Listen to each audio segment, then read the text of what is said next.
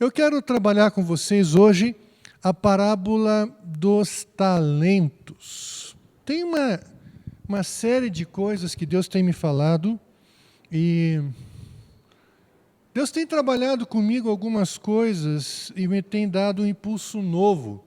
Chega um momento na vida da gente que, devido a tantas entraves, a gente meio que fica acomodado e começa a dizer assim, bom, vamos empurrando com a barriga, do jeito que dá. Então, Deus tem me dito assim, não é assim. Você tem uma responsabilidade com aquilo que lhe foi confiado. E você precisa multiplicar isso na vida de outros. Há uma necessidade. Por exemplo, por que é tão importante ter filhos? Nós vivemos numa sociedade que as pessoas, elas estão desconsiderando ter filhos. Hoje é erudito, é polido ter apenas um filho. 2, no máximo. Aí você vê, por exemplo, o que acontece na Alemanha, por razão pela qual nós temos a Reverse Mission, ou seja, nós estamos agora enviando missionários do Brasil para a Alemanha. Por quê? Porque os muçulmanos entenderam que multiplicação é uma estratégia poderosa. Eles entraram na Europa como refugiados. Obrigado, filha. Entraram na Europa como refugiados. A Alemanha recebeu uma porção deles. A Inglaterra recebeu uma porção deles. E lá eles estão se multiplicando como moscas. Cada muçulmano tem 5, 6, 12 filhos. E o resultado é como o europeu, ele é muito sofisticado, prefere ter um cachorrinho de estimação. Não estou criticando quem tem, eu gosto de cachorrinhos. Mas quando alguém prefere ter um cachorrinho de estimação em vez de ter um filho, aí a coisa está estranha, né? E aí as pessoas... Por favor, eu não estou dando indireta. Tem um casal recém-casado aqui, não estou cobrando de vocês. Perdão se deu essa impressão, né? A questão é que na Alemanha, os alemães quase não têm filhos. Os muçulmanos estão tendo filhos. E o resultado é que em 20 anos, menos de 20 anos, porque isso é notícia antiga, a Europa será muçulmana. Na Inglaterra já existem bairros que, dependendo da maneira como uma mulher está vestida, ela apanha na rua de estranhos. Porque lá já é considerado uma região muçulmana. Por que eu estou falando isso? Porque eles entenderam a necessidade de multiplicar não só em filhos, mas como também em filhos espirituais, como em pessoas que carregam aquilo que foi depositado em nós. Não só filhos biológicos, mas quando você exerce uma paternidade no sentido de que você vai transferir para outra pessoa aquilo que foi depositado em você. Por exemplo, agora eu quero contar uma história, antes de nós lermos o texto, quero contar uma história a respeito de um metalúrgico que existia em Ponta Grossa, minha cidade natal.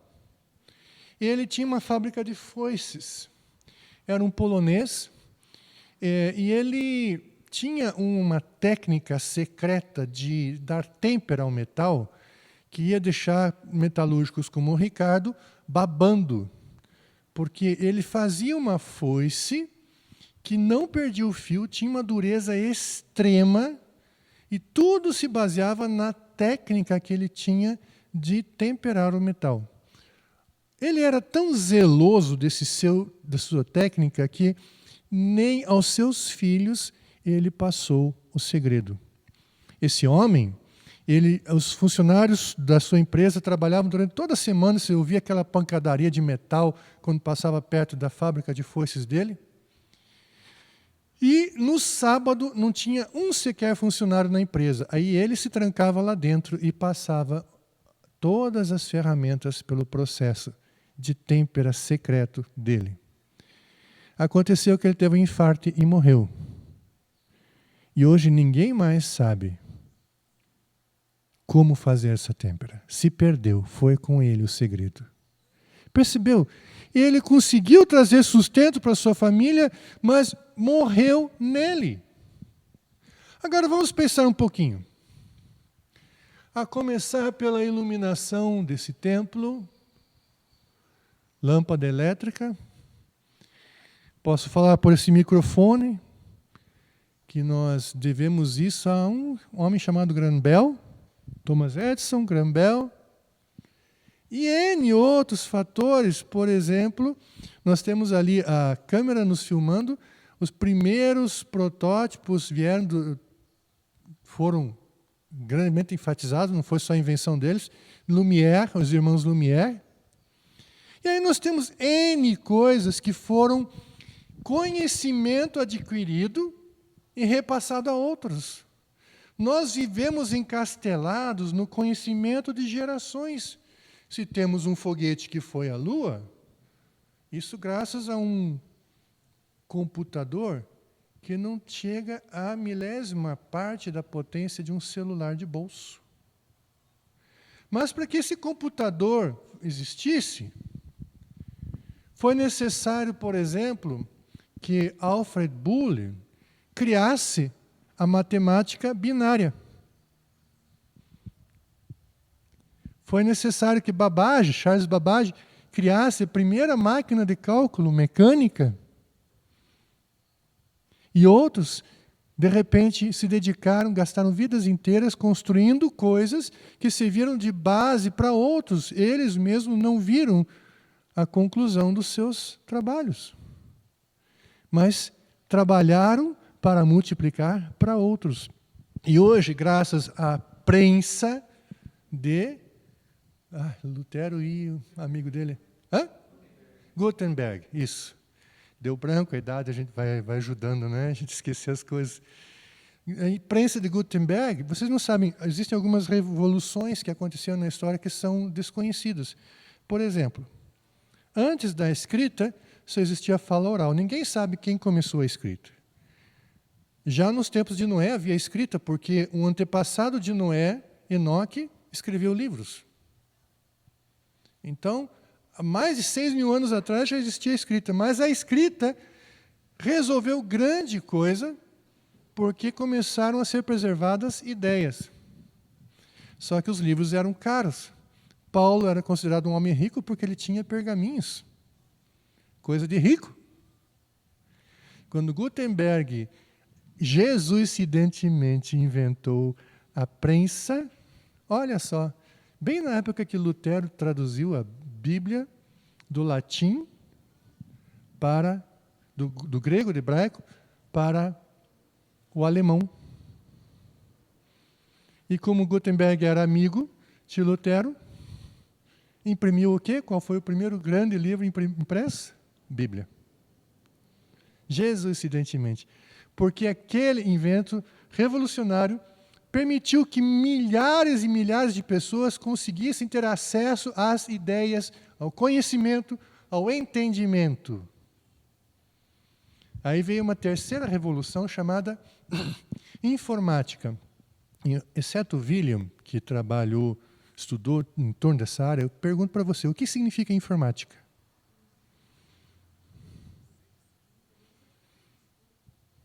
Quase. Você está jogando na grande área. É informação, mas tem uma outra coisa junto.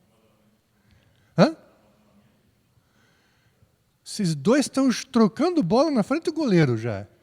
O goleiro está nervoso. Vamos lá, vamos ver quem faz o gol. A automação da informação. A informação é automática.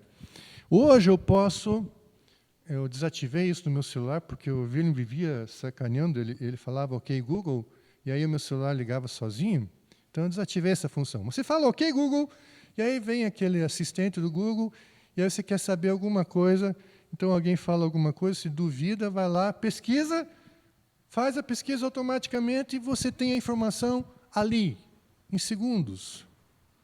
Ontem estavam cantando música no grupo dos jovens, lá na célula mais bonita da cidade, e aí eu não sabia a música, dei uma gugada ali, já tinha a letra toda. Então, essa automatização da informação revolucionou, porque hoje você pode aprender a construir um barco até fazer um avião pequeno através da internet. Pode fazer cálculos complexos, pode aprender coisas complicadíssimas e assim por diante. Os exemplos vêm inúmeros na minha cabeça, mas eu não posso tomar muito tempo com isso, eu já gastei 8 minutos. Então, vamos para o texto. Mateus 25, versos 13 a 29. Outra coisa, sim, que é importante, você veja como Jesus não era comunista. Isso você vai encontrar no versículo 29, mas vamos ler todo o texto primeiro. Vigiai, pois, porque não sabeis o dia nem a hora. Pois será como um homem que, ausentando-se do país, chamou os seus servos e lhes confiou os seus bens. A um deu 5 talentos, a outro 2 e a outro 1, cada um segundo a sua própria capacidade, e então partiu. O que recebera 5 talentos saiu imediatamente a negociar com eles e ganhou outros 5. Do mesmo modo que recebera 2, ganhou outros 2. Mas o que recebera 1, saindo, abriu uma cova, escondeu o dinheiro do seu senhor. Depois de muito tempo voltou o senhor daqueles servos e ajustou contas com eles. Então, aproximando-se o que recebera 5 talentos, entregou outros 5, dizendo: Senhor, confiaste-me 5 talentos, eis aqui outros 5 talentos que ganhei. Disse-lhe o Senhor: muito bem, servo bom e fiel, foste fiel no pouco, sobre o muito te colocarei, entra no gozo do teu Senhor. E aproximando-se também o que recebera 2 talentos, disse: Senhor, 2 talentos me confiaste, aqui tem outros 2 que ganhei. Disse-lhe o Senhor: muito bem, servo bom e fiel, foste fiel no pouco, sobre o muito te colocarei, entra no gozo do teu Senhor. Chegando por fim o que recebera 1 talento, disse: Senhor, sabendo que és homem severo, que ceifas onde não semeastes e ajunta onde não espalhastes, receoso escondi na terra o seu talento, aqui tens o que é teu.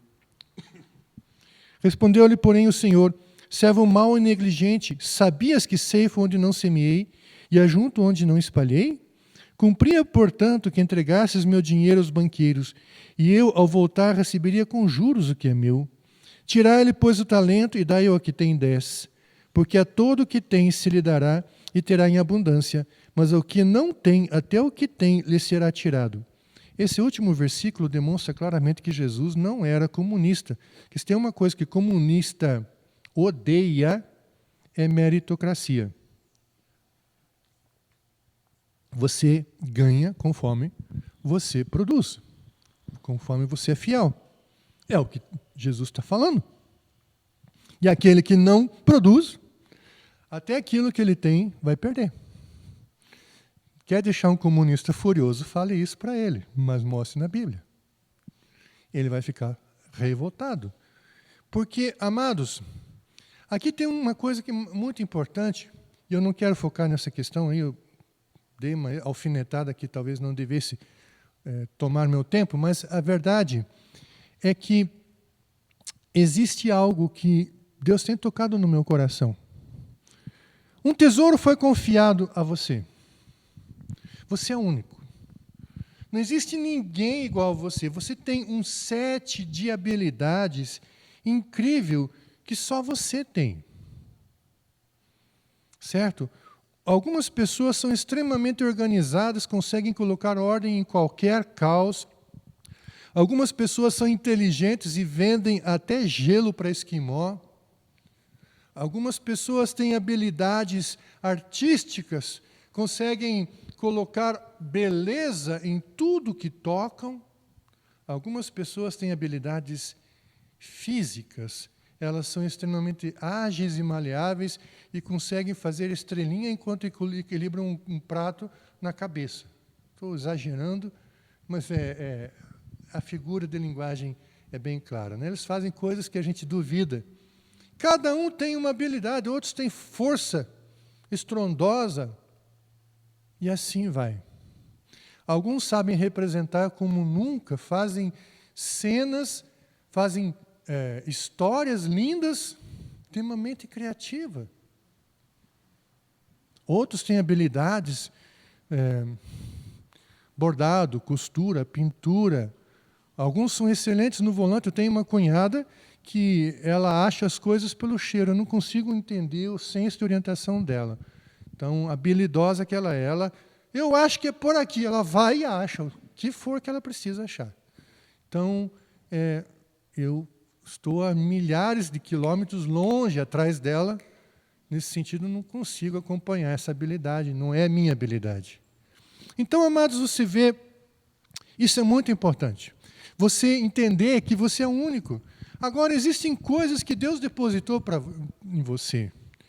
Coisas que Deus depositou, primeiro, como habilidade natural, inclinação natural da sua psique, da sua organização, estrutura mental.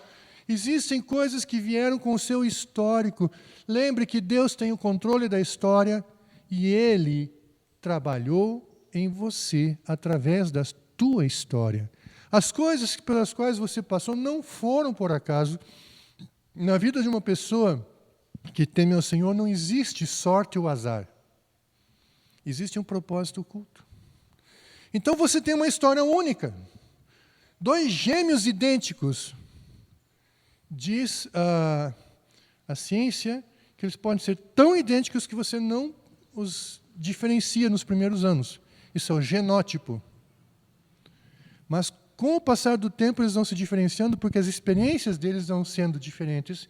Isso é o fenótipo. Ou seja, com o tempo, os gêmeos idênticos vão ficando um pouco diferentes, porque as experiências de vida deles são diferentes.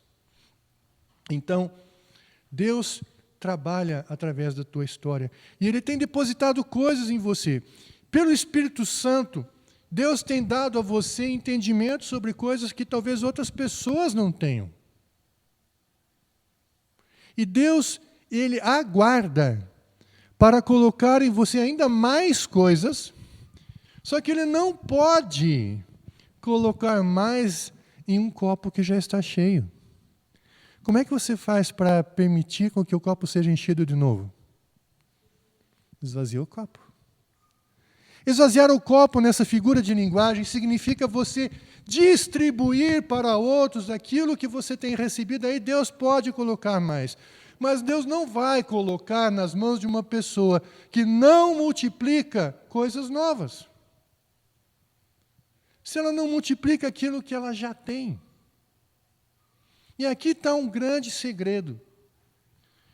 A primeira multiplicação que você vai encontrar é na sua descendência, mas também é nas pessoas contemporâneas e na geração que se segue.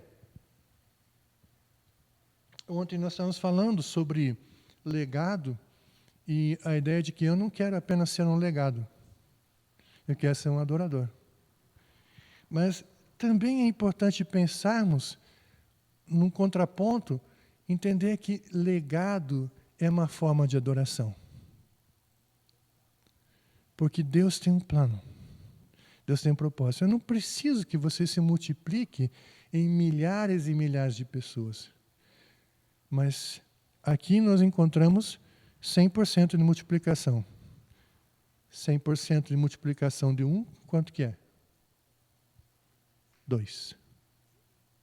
Certo? 100% de multiplicação de 2, 4. Aí nós podíamos entrar na lógica binária, 2, 4, 8, 16, 32, 64, 128, 500 e alguma coisa, 546, 556, né? E assim por diante. Amados, nós somos resultado da multiplicação dos primeiros servos, os primeiros 12 que receberam o tesouro. Se nós hoje somos no Brasil 120 milhões de pessoas, acho que é mais que isso já, mas 120 milhões de pessoas, digamos que nós temos 40% de 120, 30 milhões de pessoas, ok? São evangélicos. Graças ao trabalho de 12 pessoas, só no Brasil, sem contar ao redor do mundo. Então, observe, amados, que essa parábola tem muito a ver conosco, assim como tem a ver com os discípulos. Então, um tesouro foi confiado a nós. Ele é nos confiado, mas não é nosso. A primeira coisa que nós precisamos entender, existe um conceito que pouco é pregado hoje, chamado mordomia. Você administrando uma coisa que não é tua. Exemplo. Já ouvi gente falar a igrejinha do pastor Josias. Essa igreja não é minha. Eu só sou um mordomo. Essa igreja, eu não tenho direito de fazer o que eu quiser com ela, não me pertence. Ela pertence a uma denominação, da qual eu sou um dos representantes. E essa representação dessa denominação inclui vocês, que são membros dessa denominação. Entende? Então, aqui é um exemplo de mordomia. Eu administro uma coisa que não é minha, junto com outros irmãos, como o Ricardo, como o seu Gilberto, como o Arno, que estão na liderança. Mas agora, amados, entenda isso. O que você tem que pode chamar de teu? Todas as coisas pertencem a Deus. O ar que você respira, o chão em que pisamos, a comida que comemos, a matéria da qual o nosso corpo é feita, tudo que há em nós veio de Deus, por mais que você tenha se esforçado. Eu vi uma vez uma mulher dizendo assim, graças a Deus eu fui curado. E outra dizia assim, graças a Deus não, foi o médico que estudou, foram pessoas que trabalharam e adquiriram o conhecimento para te curar. Eu disse, olha, pensei comigo mesmo, é verdade, mas não é toda a verdade. Continua sendo graças a Deus. Porque o médico não conseguiria estudar se não tivesse recursos, o médico não conseguiria entender se não tivesse inteligência, e tudo isso vem de Deus. Veja o 1 Coríntios 4, 7. Esse versículo é um tapa na cara de qualquer pessoa que se vangloria. 1 Coríntios capítulo 4, verso 7. Eu parece que estou meio ferino hoje, né? Palavras assim agressivas, mas não é a minha intenção. O desejo mesmo assim é nos levar a um estado de humildade e de responsabilidade para que nós possamos entender que existe algo a ser feito com a nossa vida do que além de simplesmente existir. 1 Coríntios 4, 7. Pois quem é que te faz sobressair? E que tu tens que não tenhas recebido? E se o recebestes, por que te vanglorias como se não o tiveras recebido? Aí você olha uma pessoa se achando a última cocada do pacote, porque é uma pessoa bonita. Aí você diz, a tua beleza não veio por causa do teu esforço.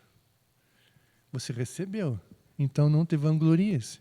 A outra pessoa, porque é boa em algum esporte, fica se vangloriando, ou é boa num instrumento musical, fica se vangloriando. O que você tem que você não tenha recebido? A possibilidade de ter estudado instrumento, o impulso para estudar aquilo, para praticar aquele esporte, é uma dádiva de Deus. Deus atuou na sua história para que você fosse bom naquilo. Hoje, teu cérebro se especializou. Teu cérebro tem uma percepção diferente das pessoas que não praticam aquela mesma coisa que você pratica. E isso é dádiva de Deus. Então, tudo que tem em você é depositado com um fim que não termina em você mesmo. Entenda isso. Mesmo as nossas habilidades naturais são dadas cada um segundo o parecer de Deus. Tem gente que se revolta contra Deus porque ele não é tão bonito que nem aquela pessoa, ou não é tão inteligente, ou não tem aquela... Tem pessoas que têm uma habilidade relacional incrível. Eu consigo até relativamente me dar bem com todo mundo, mas eu, quando olho para minha esposa, por exemplo, eu me sinto um lixo. Porque a minha esposa faz qualquer pessoa se sentir bem com ela. Minha esposa consegue gastar uma semana com o meu netinho, se dedicando quase que exclusivamente a ela, ainda fazer doce, vender doce, fazer um monte de coisas. E ela tem essa habilidade de se dedicar às pessoas, e eu consigo dar 15 minutos de atenção. Eu preciso ir para um cantinho me isolar um pouquinho, daí consegui mais dar 15 minutos de atenção. Ora, eu não consigo acompanhar essa habilidade relacional dela. Eu podia ficar bravo com Deus e dizer assim, Deus, por que você me fez assim? Vou ficar bravo com Deus por causa disso. Mas Deus me deu outros 7 de habilidades que ela não possui. E cada um complementa o outro.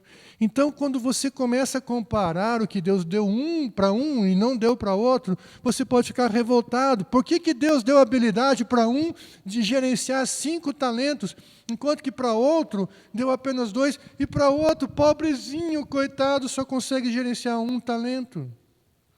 Deus não está interessado na quantia de talentos que você gerencia, mas está interessado na tua fidelidade com aquilo que você recebeu.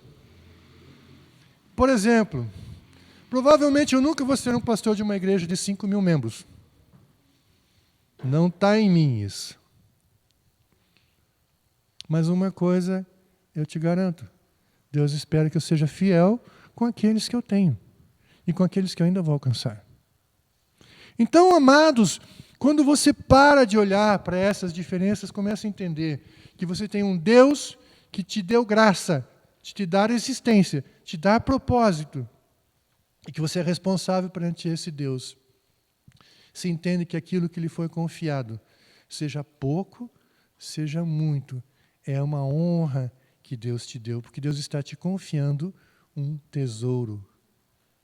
Diga para o seu vizinho, eu sei que você não gosta de ser macaco de auditório, mas diga para o seu vizinho, Deus te confiou um tesouro. Não seja irresponsável.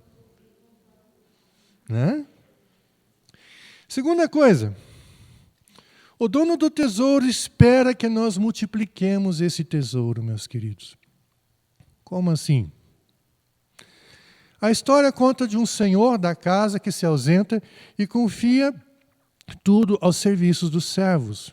Bom, os servos são os discípulos, primeiro aqueles 12, mas todos que são discípulos de Jesus, incluindo nós.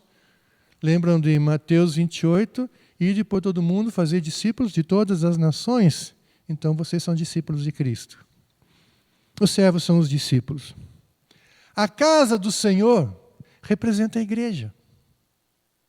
Essa é a casa do Senhor, o templo de Cristo, o povo, não esse prédio, né, que precisa muita coisa para ser melhorado, mas sim a presença, o povo de Deus. Também, a terceira coisa, a viagem para a terra distante é a ascensão de Jesus Cristo para junto do Pai. Uma coisa interessante, gente, é que nós fazemos hoje confusão com a palavra talento. O que significa talento para vocês?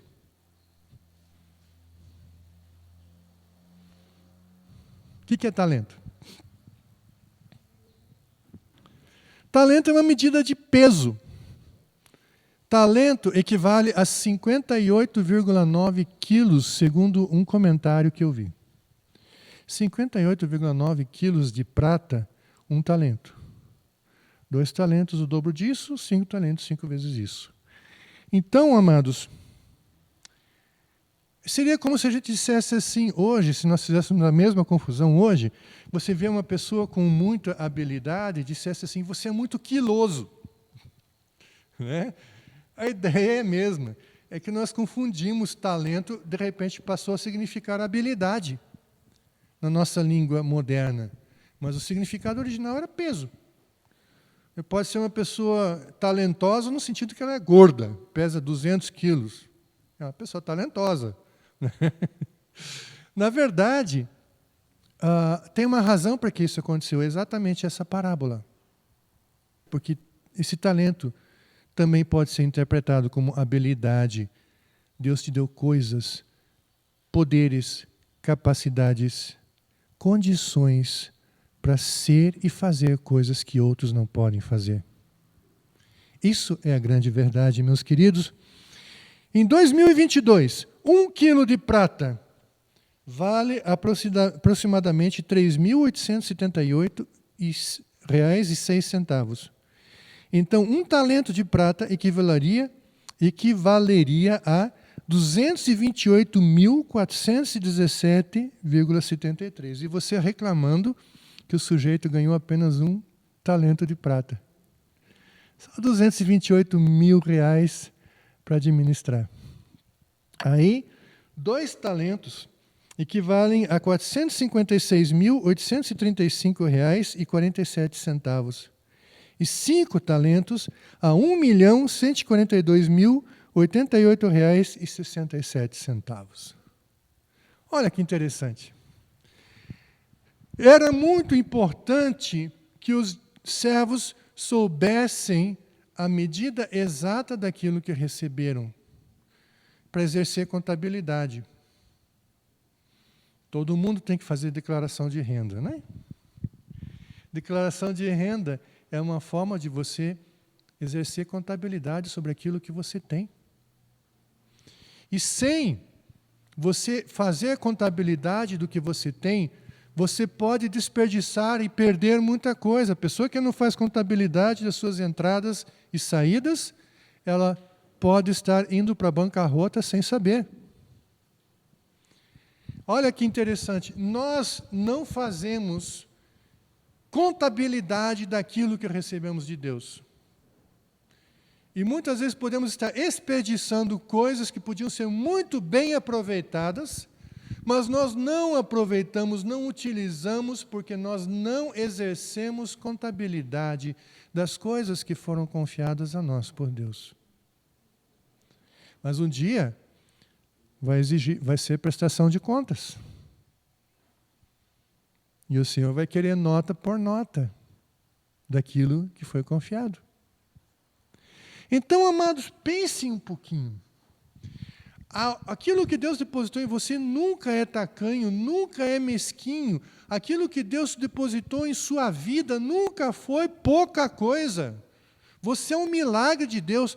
Os testemunhos que você tem para contar a respeito da intervenção de Deus na sua vida, as coisas que você aprendeu, o potencial pessoal, relacional, financeiro, de habilidades que Deus te deu, não foram para terminar exclusivamente no seu círculo fechado pessoal, mas para multiplicar e abençoar em muitas vidas. Então eu estou querendo gerar em vocês uma gana, uma insatisfação, uma necessidade de se multiplicar. E não estou falando apenas biologicamente, estou falando em reproduzir nos outros aquilo que Deus colocou em você. Acho que uma oração de um crente devia ser: Deus, para quem eu posso compartilhar aquilo que o Senhor tem depositado em minha vida? Eu não posso viver de uma maneira medíocre, sendo um morredouro, que nem um mar morto, onde as águas chegam e nunca saem, a não ser por evaporação, se perdendo. E o mar é morto. Cada vez mais salgado. Porque a água sai, o sal fica. Queridos, que aquilo que você recebe seja imediatamente transmitido para outros, multiplicado na vida de outros.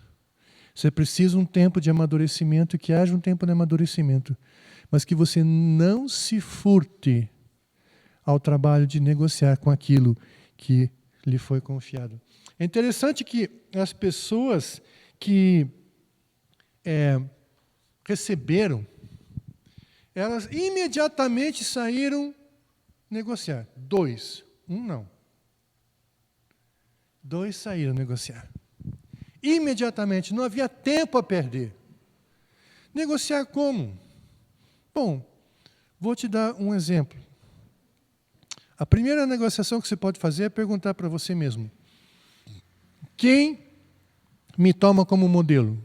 A pessoa mais insignificante sempre tem alguém que se espelha nela, nem que seja uma criancinha. E a pergunta fica: como eu estou exercendo influência nessa vida? O que eu estou passando para essa criança para essa pessoa que me admira e que tenta seguir os meus passos? Um filho ou uma criança que tem afeição por você, um amigo, uma amiga.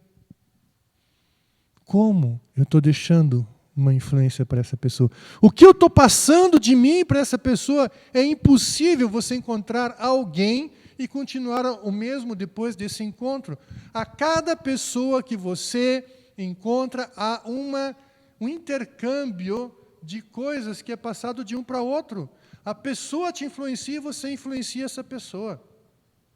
Então você é mudado a cada nova pessoa que você conhece. Nem que seja um pouquinho.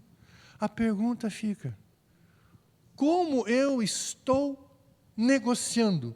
Como eu estou administrando aquilo que Deus confiou à minha vida? Será que está morrendo em mim mesmo? Porque é muito fácil nós nos escondermos atrás de pensamentos de autocomiseração, pensamentos de pequenez, que são inclusive insuflados pelo diabo. Eu não sou uma pessoa destinada a influenciar ninguém. Eu não sou uma pessoa destinada a fazer nenhum papel significativo. Eu sou apenas um personagem de segundo plano. Mentira! Quando Deus te trouxe a existência, Deus te trouxe a existência para propósito. E como o tempo está avançado, eu quero terminar. A maneira como cada um gerenciou o que recebeu de Deus definiu o destino de cada um. Aquelas pessoas que resolveram ter pena de si mesmos, se proteger, se resguardar, não se expor ao fracasso, não produziram nada. E como resultado foram rejeitadas. E até aquilo que elas tinham foi tirado delas. E aí você fica entendendo porque algumas vezes pessoas muito cheias de graça, de dons e de habilidades são invejadas. Sabe por quê? A cada nova aplicação fiel daquilo que foi depositado em você, Deus deposita mais na sua vida. E aí você vê pessoas que conseguiram ir longe. Aí você diz, teve sorte. Não, foram fiéis na aplicação daquilo que foi dado. Foi fiel no pouco e recebeu mais. Mas não é receber mais para ficar depois assim. É para ser mais útil ainda, porque a essência da felicidade é ser útil nas mãos de Deus. E quando você entende isso, para de viver uma vida mesquinha, focada em você mesmo, nos seus prazeres, e começa a viver a verdadeira aventura do que é ser cristão. Alguém útil. Por onde passa, deixa bênção. Por onde passa, deixa uma coisa preciosa para que as pessoas possam crescer. E, enfim, se torna instrumento de bênção. A maior bênção que Deus dá a Abraão é: eu te abençoarei, sê tu uma bênção. Que a tua vida seja uma bênção por onde quer que você passa. Que o rastro que você deixa seja um rastro de graça, de tesouros inestimáveis, de alegrias, esperanças restauradas, de libertação, salvação e cura por onde você passa. E aí você vai ter uma vida que realmente vale a pena viver. Vamos ficar em pé e orar? Pai, obrigado por essa palavra que vem do Senhor, não é minha. E assim, Senhor, eu a entrego nas Tuas mãos para que o Senhor a use como o Senhor quiser. Obrigado, Pai, porque o Senhor nos deu tantas coisas boas, mas a quem muito é dado também muito é exigido. Peço, Pai, que nos ajude a sermos fiéis, porque é fácil ficarmos brincando pela vida e esquecemos de que temos responsabilidade com o tesouro que nos foi confiado. Nos ajuda, Senhor, a olhar e entender e multiplicar. Aumenta as nossas fronteiras, ó Deus, para que multipliquemos em mais e mais vidas e mais pessoas conheçam a glória de Deus e a glória de Deus enche a terra como as águas enchem o mar. Em nome de Jesus. Que a graça de nosso Senhor e Salvador Jesus Cristo, o amor de Deus Pai, a comunhão, a consolação, a convivência do Espírito Santo estejam com todo o povo de Deus, desde agora e para sempre. Amém.